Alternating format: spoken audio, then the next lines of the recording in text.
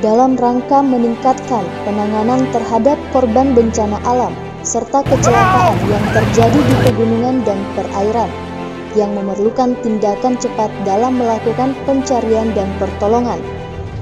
Satuan Brimob Polda Sulawesi Selatan melaksanakan latihan kemampuan SAR gabungan TNI Polri dan Basarnas di Mako Batalion A Pelopor dan Danau Dayung Metro Tanjung Bunga, Makassar. Saya di sini akan mengilustrasi kembali yaitu cara untuk plotting koordinat.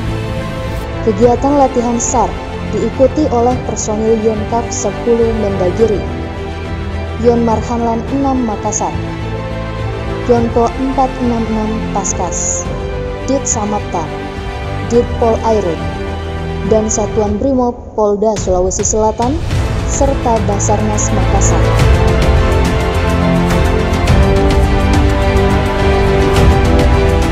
Personil TNI Polri juga melaksanakan pengaplikasian tindakan cepat pertolongan pertama terhadap korban tenggelam dan korban meninggal dunia.